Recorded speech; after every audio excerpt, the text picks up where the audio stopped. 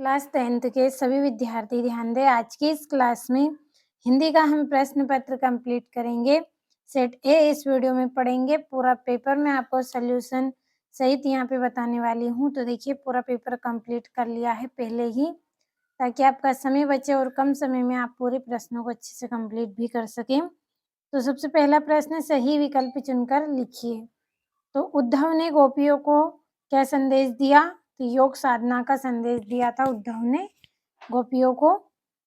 दूसरा है छायावाद के प्रतिनिधि कवि हैं, तो जयशंकर प्रसाद। तीसरा है संचारी भावों की संख्या है, तो कितनी है? 33 संख्या है। चौथा है यदि गद्य कवियों की कसौटी है, तो यह कथन है, किसका कथन है ये? आचार्य का। पांचवा है नेताजी का चश्मा पाठ की विधा है, तो कहानी। छठा है मन्नू भंडारी के किस व्यवहार से तंग आकर प्रिंसिपल ने उनके पिता को बुलाया? तो आंदोलनकारी का जो व्यवहार था उनका, उनसे तंग आकर प्रिंसिपल ने उनको बुलाया। तो यहाँ से स्क्रीनशॉट लीजिए आप पूरे प्रश्नों का।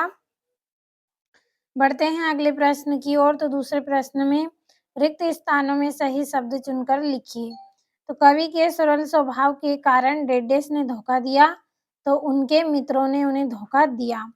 दूसरा है भोलेनाथ और उनके साथी डेडेस बिल के पानी उलझने लगे, तो चूहों के बिल का पानी उलझने लगे। तीसरा है मन्नू भंडारी का जन्म मध्य प्रदेश के डेडेस गांव में हुआ, तो भानपुरा गांव में हुआ था मन्नू भंडारी का जन्म।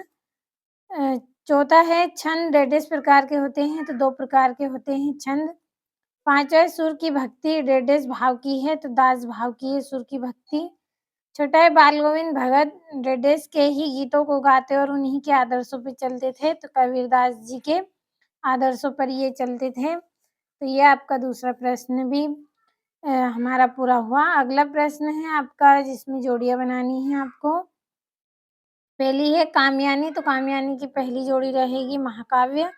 दूसरी है सुर के पद, तो इसकी जोड़ी है सूरदास। तीसरा है उत्साह, तो उत्साह की जोड़ी है निराला। और चौथा है आपका निराला, तो इसकी जोड़ी रहेगी अट नहीं रही। पांचवा है राम लक्ष्मण परशुराम संवाद, तो इसकी जोड़ी है तुलसीदास। छठा है आत्मकथ्य, तो इसका आएगा जयशंकर प्रसाद। तो तीसरा प्रश्न का भी अच्छे से स्क्रीनशॉट लें आप।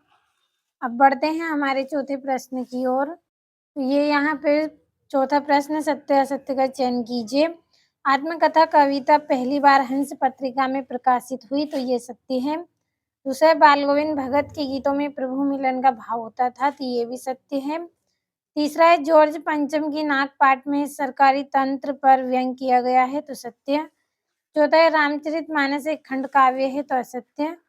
पांचवा है एकांकी में अंक होते हैं, एकांकी में 4 अंक होते हैं, तो ये गलत है आपका। छठा है जहाँ दोनों पद प्रधान हो वह दिग्गु समास होता है, तो ये भी आपका गलत रहेगा। पांचवा प्रश्न है जिसमें निम्नलिखित प्रश्नों के उत्तर एक वाक्य में आपको देना है। सूरदास भक्ति काल के किस शाखा के कवि हैं? तो कृष्ण भक्ति शाखा के कवि हैं। दूसरा है रामचरितमानस का प्रमुख छंद कौन सा है? तो चौपाई। और तीसरा है आधुनिक हिंदी गद्य का विकास किस युग से प्रारंभ हुआ? तो भारतेंदु युग से। और आत्मकथ्य कविता में कवि ने मधुप का प्रयोग किसके लिए किया? तो स्वयं के लिए किया है। और अगला प्रश्न है आपका सहस्त्रबाहु कौन था? तो इसका आंसर भी हम भर लेते हैं। तो सहस्त्रबाहु कौन थे? तो ये प्राचीन हेहाई साम्राज्य के राजा थे। तो स्क्रीनशॉट लीजिए और अच्छे से कंप्लीट करिए। तो ये आपका यहाँ से अगला प्रश्न है 2-2 नंबर के। रीतिकाल का समय कब से कब तक माना गया? और तुलसीदास जी की 2 काव्यगत विशेषता लिखनी है आपको। और 8वें में उद्धव के व्यवहार की तुलना किन-किन से की गई? 9वां है कवि आत्मकथा लिखने से क्यों बचना चाहता है? और कवि की आँख फागुन की सुंदरता से क्यों नहीं हट रही है? 10वां महाकाव्य और खंडकाव्य में 2 अंतर लिखने हैं आपको। और 11वां है अतिशयोक्ति अलंकार की परिभाषा उदाहरण सहित लिखिए। 12वां है नाटक किसे कहते हैं? 8वें में पूछा गया है आपसे गद्य किसे कहते हैं?